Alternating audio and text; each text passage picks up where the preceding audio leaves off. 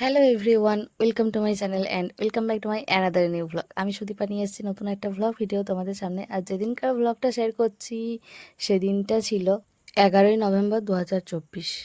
তো আগের ভিডিওতেই তোমাদের সঙ্গে শেয়ার করেছিলাম যে আমি আমার মায়ের পিসির মেয়ের বাড়ি গিয়েছিলাম। তো সেখানেই তখনও ছিলাম। দেখতে পাচ্ছ এটা পেছনে হচ্ছে ঠাম্মা, মানে ওই মায়ের পিসির মেয়ে অর্থাৎ আমার মাসির শাশুড়ি মা। আর সামনে তো মা, মাসিমণি, আরও গ্রামের অনেক সবাই সব যাচ্ছি একটা জায়গায়। আসলে তখন চলছিল জগদ্ধাত্রী পুজো। সেই দিন জগদ্ধাত্রী পুজোর অষ্টমী নাকি নবমী, যাই হোক কোনো একটা দিন ছিল, মনে করতে পারছি না। আর নভেম্বর মাসে এত রোদ দেখতে পাচ্ছ, সবাই ঘোমটা নিয়েছে। আমার তো সেসবের বালাই নেই, তাই আমি রুমালটা ঢাকা নিয়েছি। এত কি ভীষণ রোদ। যাই হোক অনেকটা দূরেই যাচ্ছিলাম একটা মন্দিরে, মানে জগদ্ধাত্রী মন্দিরে। ওটা দেউচা গ্রাম থেকে বেশ কিছুটা দূরে। তো আমি আর ঠাম্মা হেঁটে হেঁটে আর শেষ পর্যন্ত যেতে পারছিলাম না, তাই কাকুর গাড়িতে অর্থাৎ ঠাম্মার আরেক ছেলে মানে মাসির দেওরের গাড়িতেই চেপে গিয়েছিলাম। বাপরে, সে অনেকখানি দূর। আর এই মন্দিরটা মাঠের মাঝখানে, কেন জানি না এরকম মাঠের মাঝখানে। আর শুধু জগদ্ধাত্রী পুজো নয়, তার সাথে কি যেন আরও একটা পুজো হচ্ছিল। আর সেই উপলক্ষে কীর্তন আর মহোৎসব হচ্ছিল, তাই আমরা ওখানে গিয়েছিলাম। তো এসে কিছুক্ষণ দাঁড়িয়েছিলাম আমি আর ওই ঠাম্মা মিলে, কারণ মা আর মাসিমণি তো হেঁটে হেঁটে আসছিল। তারপর যেতে গিয়ে দেখছি সবাই এখানে বসে পড়েছে, পাতা দেওয়া হচ্ছে খাওয়ার জন্য মাঠের মাঝখানে। আর মাঠের মাঝখানে এই যে আল বলা হয়, মানে সরু রাস্তা, সেখানেই দেখছি অনেক লোকজন বসছে। তবে আমরা তো এখন বসবো না, অবশ্যই যখন মন্দিরে এসেছি তখন তো মন্দিরে গিয়ে মাকে দর্শন করব, ওখানে যাব, সবাইকে দেখব, তবে কি না। আর এই প্রথমবার আমি কোনো জগদ্ধাত্রী পুজো দেখছি। তবে এখানে মূর্তি পুজো নয়, মানে মাটির মূর্তি দিয়ে প্রতিমা নয়, খুব সম্ভবত পাথরের একখানা মূর্তি রয়েছে, দেখে আমি যেটুকু বুঝেছিলাম। তবে এই জগদ্ধাত্রী পুজো আমি প্রথমবার দেখলাম। আর এখানে এই একটা দিনই খুব সম্ভবত বিশাল জাঁকজমকভাবে পুজো হয়, অষ্টমীর তিথিতেই মনে হয় যেন হচ্ছিল। এদিকে দেখো কত খিচুড়ি, টক এইসব রান্না করে রাখা রয়েছে। আর বাঁ দিকে হচ্ছে কীর্তন। তবে কীর্তন তো দেখবো বা শোনাবো, তার আগে মায়ের দর্শন করে আসি। আর এখানে ভোলে বাবাও রয়েছে অবশ্যই। অনেক অনেক লোকের সমাগম, অনেক দূর দূর থেকে লোক আসে। তবে ওই রোদে কিন্তু বেশ মারাত্মক গরম লাগছিল। কে বলবে ওটা নভেম্বর মাস ছিল। এই যে দেখো মায়ের প্রতিমা, কি সুন্দর অপরূপ মুখখানা মায়ের। তবে এটা সারা বছরই মনে হয় থাকে, পুজোও হয়। তবে এই যে মাঠের মাঝখানে এখানে নিত্য পুজো হয় কিনা সেটা আমার ঠিক জানা নেই। তবে যাই হোক মায়ের মুখখানা দেখে মন প্রাণ জুড়িয়ে গেল। চারিপাশটা খুবই সুন্দর মন্দিরের, কারণ প্রচুর গাছপালা রয়েছে। একটা আশ্রম টাইপের মন্দির মন্দিরটাও ভীষণ সুন্দর। চলো এরপরে এই সাইডটাতে আসি, এখানে দেখি কি ঠাকুর রয়েছে। এখানে রয়েছে ভোলে বাবা। তো যাই হোক মন্দির মানেই শান্ত ঠান্ডা, ভীষণ সুন্দর, বেশ ভালো মানে। কিন্তু এই মাঠের মাঝখানে কেন সেটা আমি বুঝতে পারছি না। আর এই যে দেখছি কীর্তনিয়া, কীর্তনিয়ার নাম হচ্ছে গোবিন্দ মণ্ডল। তবে তখনও আমি ওকে জানতাম না বা চিনতাম না। তবে ওর গান শুনে আমার ভীষণ ভালো লেগেছে। আমি জানি না আমি কীর্তনের কী বুঝি বা কতটুকু বুঝি, তবে কীর্তন শুনতে আমার প্রচণ্ড ভালো লাগে। এখানেও রয়েছে আরও একটা শিব মূর্তি, মানে এটা মূর্তি টাইপের, কোনো লিঙ্গ নয়। একটু অন্য রকম টাইপের। এখানে এই সাপগুলোকে দেখে আমার ভয়ই লাগছিল, মানে এই যে রয়েছে ফনা তুলে, বাবারে বেশ ভয়ঙ্করই লাগছিল আমার। যাই হোক, তো এই যে কীর্তনিয়ার কথা বলি, তখন আমি ওর নাম সত্যিই জানতাম না। তবে ওর বাচনভঙ্গি এতটাই সুন্দর, এত সুন্দর কীর্তন পরিবেশনা করছিল যে আমার খুব ভালো লেগেছিলো। আমি শেষের দিকে গিয়েছিলাম, তখন প্রায় শেষের মুহূর্ত, তবে আমি পুরো শেষটা শুনে তারপর খেতে বসেছিলাম। মায়েরা বলছিল যে চল খেয়ে নি, কিন্তু আমি বলছিলাম যে না, এর কীর্তন শুনতে আমার ভীষণ ভালো লাগছে, তাই আমি শুনবো। কি অদ্ভুত ব্যাপার জানো, আজ থেকে মানে সেদিনের পর 1.5 বছর হয়ে গেছে, এই 2026-এ রিসেন্টলি, মানে মেতে ওর সঙ্গে আমার ফেসবুক থ্রুতে আলাপ হয়ে ভীষণ ভালো একটা বন্ডিং হয়ে বন্ধুত্ব হয়ে গেছে। মানে এটা সিরিয়াসলি আমার কাছে আনএক্সপেক্টেড ছিল। আর এই কীর্তনিয়া, মানে এই ছেলেটা সত্যিই খুব ভালো ছেলে, আর ভীষণ ভালো কীর্তন করছিল। সেটা তোমাদেরকেও একটু শোনাই, তোমরাও শোনো।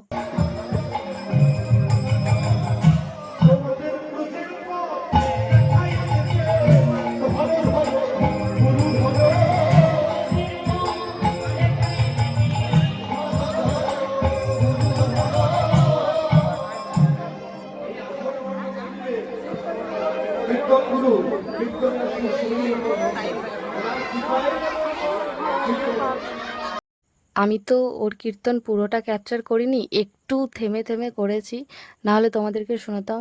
কি ভীষণ ভালো করছিল! এই যে আমরা সবাই এখানে বসে আছি, আমি কীর্তন শুনছি, আমার ভীষণ ভালো লাগছে। সিরিয়াসলি যদি আহ, আরো ভালো করে রেকর্ড করে রাখতাম তাহলে তোমাদেরকে আরো ভালো করে শোনাতে পারতাম। আমি জাস্ট কিছু ক্লিপ নিয়ে রেখেছিলাম, কিন্তু সিরিয়াসলি খুব সুন্দর কীর্তন করে।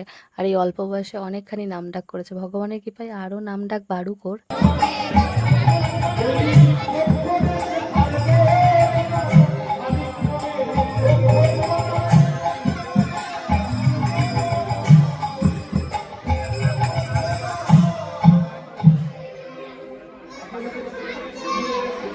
নমো শ্রীরাম পার্বতী চরণে সমস্ত মুসলিম।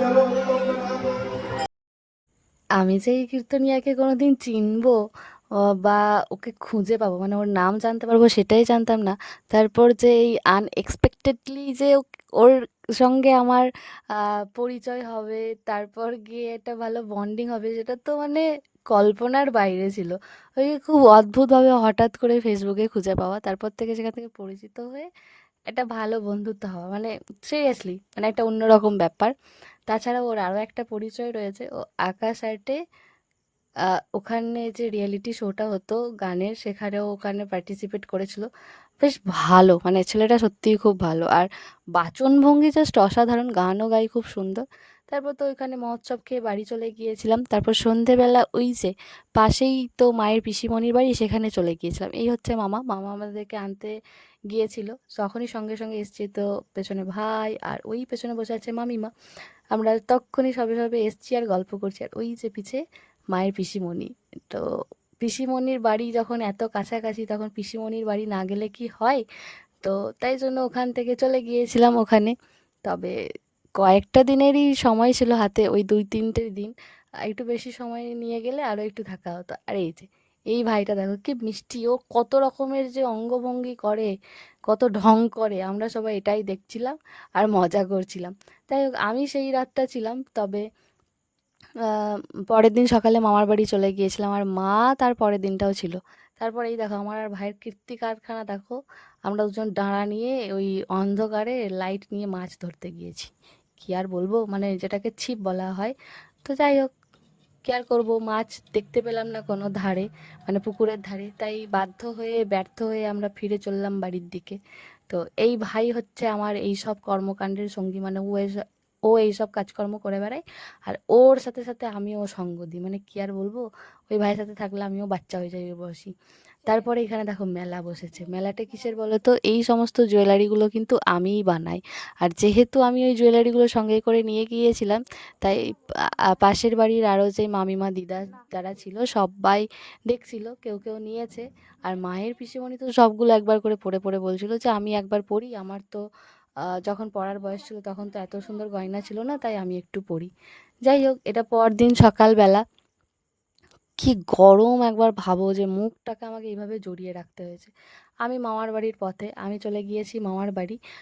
কারণ হচ্ছে মামার বাড়ি থেকে তার পরের দিন, অর্থাৎ এটা তো 12 তারিখ ছিল, তো 13 তারিখ আমি যাব আমার বান্ধবীর বাড়ি। মানে প্রথমবার আমি সেবার দুবরাজপুর গিয়েছিলাম, অবশ্যই বান্ধবীর বাড়ি। আর তাছাড়াও আরও একটি যাওয়ার কারণ ছিল, কারণ বান্ধবীর ভাইপোর অন্নপ্রাশন, তো সেখানে আমি নিমন্ত্রিত রয়েছি, তাই জন্য যাব। তো সেই কারণে আমার মামার বাড়ি আসা, কারণ এখান থেকে আমার দুবরাজপুর যাওয়া ডেফিনেটলি সুবিধা হবে, তাই আর কি। মা আসেনি, মা বাড়ি চলে গিয়েছে। মা আবার 2-4 দিন পরে অবশ্যই আসবে, কারণ তখন তা ছিল হচ্ছে গিয়ে রাস উৎসব। আমার মামার বাড়ি পাশের গ্রামে খুব সুন্দর রাস উৎসব হয়, তো তখন মা আবার আসবে। তো সেইবারটা বেশ মজা করেছিলাম আর কি, মানে সমস্ত কিছু অনুষ্ঠানগুলো এই যে অ্যাটেন্ড করা হচ্ছিল, কি ভীষণ ভালো।